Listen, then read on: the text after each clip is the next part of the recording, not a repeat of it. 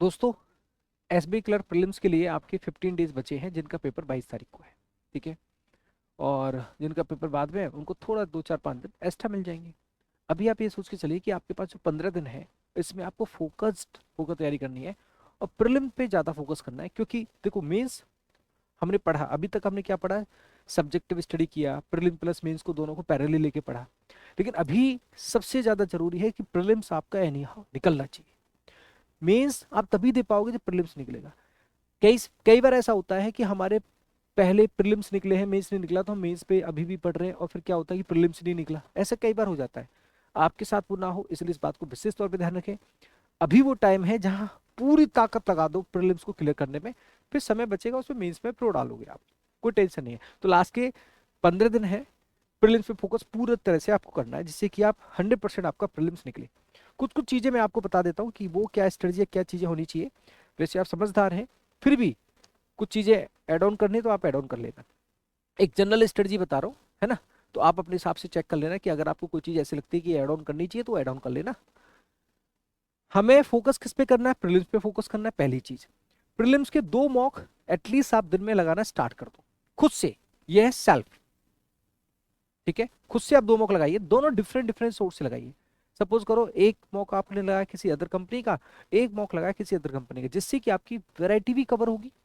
ठीक है, और लेवल भी किसी में थोड़ा इजी है, किसी में थोड़ा मॉडरेट है। किसी एक मॉक के आधार पे अगर किसी एक मॉक में टफ वाला मॉक लगा लिया, उसमें मार्क्स कम आ गए, तो उसकी वजह से अपने आप को मतलब मोरल, जो आपका मोरल है उसको डाउन मत करना। कई बार ऐसा होता है कि रिलेवेंट क्वेश्चंस आ गए, ये मॉक का लेवल थोड़ा टफ आ गया, उसकी वजह से हमारे क्वेश्चंस कम अटेम्प्ट हुए, तो उसकी वजह से अपने मोरल को डाउन मत करना। पहली बात, लगाना है, प्रैक्टिस हमें रखनी है, लेकिन मार्क्स किसी किसी में कम आ जाए तो उसको दिल पे नहीं लेना है।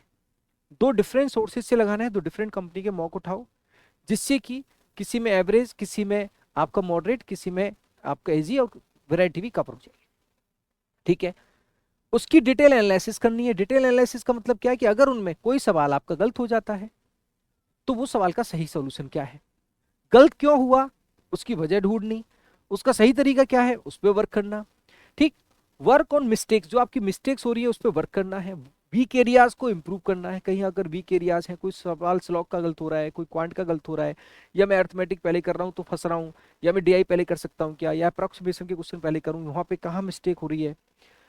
सिलेक्शन ऑफ क्वेश्चंस आपको क्या रखना चाहिए, स्पेशली हम क्वांट में ज्यादा ध्यान रखेंगे, क्योंकि रीजनिंग में तो समहाउ मुझे लगता है कि आप एक रफ्तार से चलेंगे, लेकिन फिर भी जैसे कभी कभी स्टार्टिंग में ब्लड रिलेशन आ गया, इररिलेवेंट लग रहा है, थोड़ा सा आप कर नहीं पा रहे हैं, छोड़ दीजिए तुरंत, उसकी वजह से पूरे पेपर को खराब मत करिए।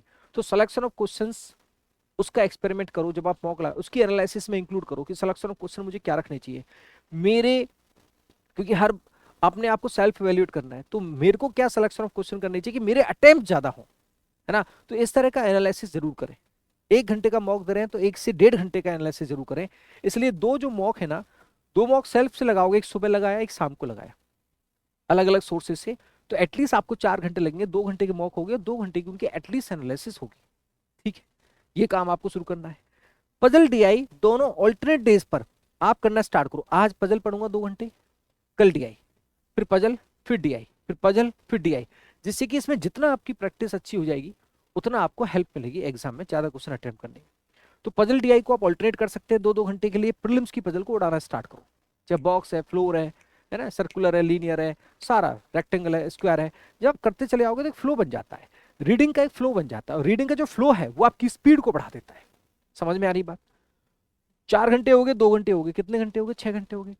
तीसरा, अगर आपको लगता है आपको करना चाहिए, और वैसे बच्चे कर रहे हैं कंटेंट ओरिएंटेड, तो ये किसी भी आप यूट्यूब पे किसी टीचर को, एक टीचर को फॉलो कर लो कि भाई इसकी डेली क्लास जो चल रही है, इस डेली क्लास को प्रीलिम्स के लिए मुझे तोड़ना है, और इस पे जो क्वालिटी कंटेंट आ रहा है, क्योंकि कोई टीचर अगर कोई मॉक कराता है तो वो कहीं ना कहीं 5 से 10 मॉक के बराबर होता है, क्योंकि वो कहीं ना कहीं उस एक्सपर्टीज को उसमें रखता है।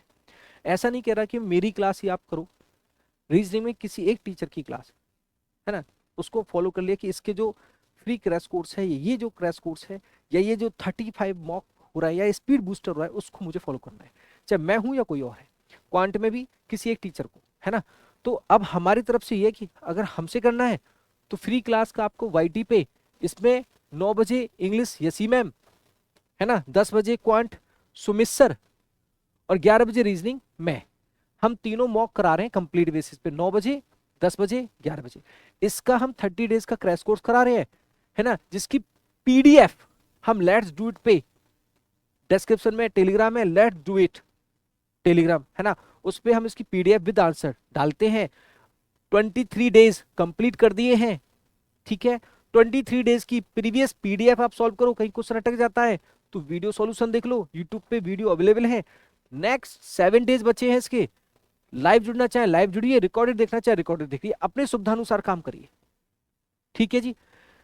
ये तो है मंडे टू फ्राइडे के लिए। सैटरडे संडे में आप सेक्शनल मॉक दो और जो आपकी मर्जी है वो करो। इस सैटरडे संडे जो आ रहा है जैसा आपकी मर्जी है वैसा करो। थोड़ा सा बैलेंस में पढ़ोगे, एक वाईटी फॉलो कर लो, एक एक टीचर का रिदम, मोटिवेशन कनेक्ट होता है, मोटिवेट भी होते हैं और आपस में एक रिदम बनता है, एक हेल्दी कंपटीशन आता है बच्चों के बीच में।